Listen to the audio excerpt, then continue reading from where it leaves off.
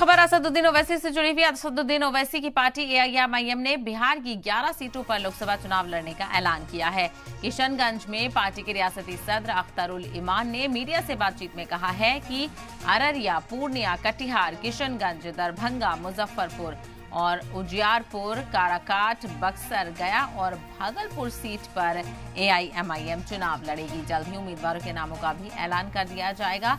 तो वहीं अख्तरुल इमान ने कहा कि किशनगंज लोकसभा सीट से चुनाव लड़ने की मुझे जिम्मेदारी दी गई है। तो वहीं कटिहार से आदिल हसन को उम्मीदवार बनाया जाएगा। उन्होंने कहा कि हमारी लड़ाई बीजेपी, जेडीयू और कांग्रेस के साथ है। दूसरी पार्टियों से इत्तेहाद के सवाल पर उन्होंने कहा कि हैदराबाद में पार्टी के सदर असदुद्दीन ओवैसी के साथ 1-2 पार्टियों की बातचीत चल रही है। इत्तेहाद होते ही जानकारी दी जाएगी। तो एआईएमआईएम ने एक बार फिर से बिहार में अपने उम्मीदवारों को उतारने का ऐलान किया है और 7 सीटें यहां पर बताई हैं। 11 सीटें, माफ कीजिएगा, 11 सीटों पर लोकसभा चुनाव लड़ने का ऐलान किया गया है और सीटें बढ़ाई गई हैं। यहां पर बिहार में एआईएमआईएम की तरफ से 3-4 सीटों का इजाफा यहां पर किया गया है पहले के मुकाबले। और ऐसे में किशनगंज में पार्टी के जो रियासती सदर हैं अख्तरुल इमान ने मीडिया से बातचीत करके तमाम तर जानकारी यहाँ पर बताई है। और इसके अलावा उन्होंने कहा कि किशनगंज लोकसभा सीट से उनको चुनाव लड़ने की जिम्मेदारी दी गई है एआईएमआईएम की तरफ से। इसके अलावा कटिहार सीट से आदिल हसन को उम्मीदवार बनाया जाएगा। और साथ ही साथ ये भी उन्होंने कहा कि हमारी लड़ाई बीजेपी, जेडीयू और कांग्रेस के साथ है, यानी जो अपोजिशन पार्टियां एक साथ हैं उनके साथ भी एआईएमआईएम की लड़ाई है। और यहाँ पे बस ये गनीमत रही कि आरजेडी का जिक्र नहीं किया, तो बीजेपी, जेडीयू और कांग्रेस का जिक्र यहाँ पर किया एआईएमआईएम ने।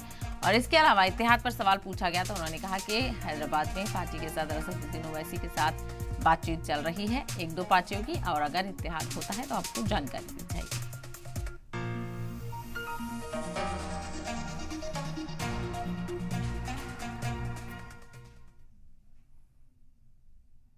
अभी पार्टी ने 11 स्थानों पर, जहां से काफी लोग उत्सुक हैं लड़ने के लिए, हमारे कार्यकर्ता और कई जो जिम्मेदार किस्म के लोग हैं हमारे प्रत्याशी बनने के लिए उत्सुक हैं।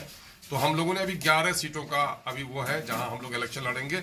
वो सीटें हैं तो अररिया, पूर्णिया, कटिहार, किशनगंज, ये चारों जगह सीमांचल के हैं। यहाँ चारों जगह पर हम लोग अपना कैंडिडेट उतार रहे हैं। दरभंगा में उतार रहे हैं और मुजफ्फरपुर में, उजियारपुर में, काराकाट में, बक्सर में, गया में और भागलपुर में।